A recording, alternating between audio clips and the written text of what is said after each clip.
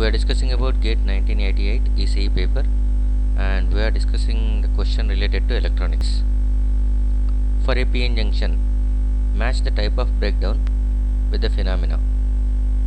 The breakdowns are given as: first one is avalanche breakdown, second one is Zener breakdown, third one is punch through effect. And phenomena are given as collision of carriers with crystal ions, early effect, rupture of covalent bond due to strong electric fields. We know that there will be two important types of breakdown phenomena are there. One is nothing but Zener breakdown, the other is nothing but avalanche breakdown.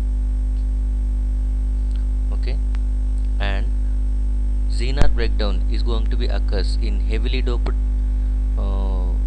PN junctions, whereas avalanche breakdown is going to be occurs for lightly doped PN junctions. And this breakdown, in case of Zener breakdown, it occurs for very high electric fields due to strong electric field. So because of heavily doped, width of potential barrier WB, width of potential barrier is going to be very small. That makes a very large electric field, that is increase in electric field for a small change in voltage itself. For a small change in voltage, even though there is a small change in voltage, but electric field is going to increases by a large amount because it is heavily doped. Under heavily doped, the change in depletion layer width is going to be very small, even it is reverse biased. Okay, that's why because of very high electric fields, that is strong electric fields, the covalent bonds will break down. Because of that Zener breakdown occurs. So second one directly we can match with Zener breakdown with rupture of covalent bond due to strong electric field. Whereas avalanche breakdown is going to be lightly doped, where the width of potential barrier is very large, such that minority carriers are going to be traveling a longer distance.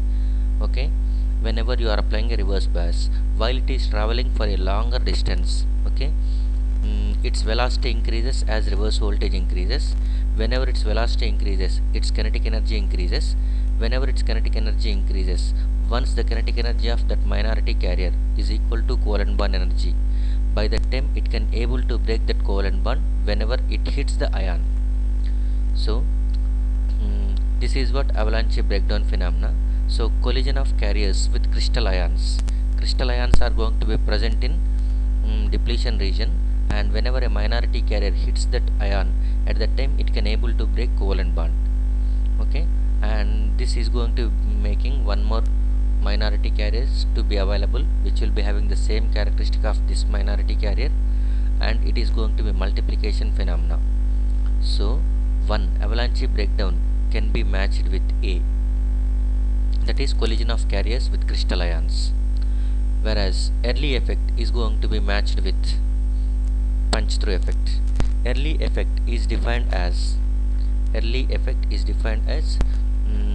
the change in effective base width as reverse bias collector base voltage is going to be increases. Okay, we know that generally what we think is nothing but base width is going to be constant, but base width is going to be function of applied reverse voltage across collector base junction.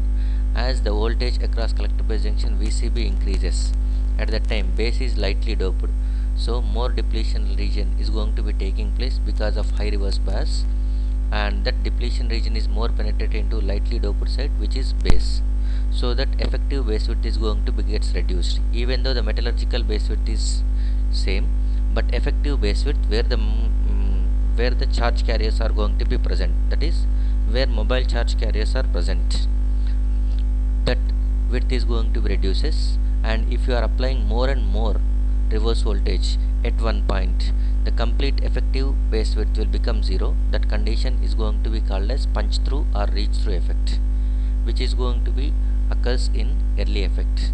So punch through effect can be decided with B, can be matched with B. So avalanche breakdown A, Zener breakdown C, punch through effect B.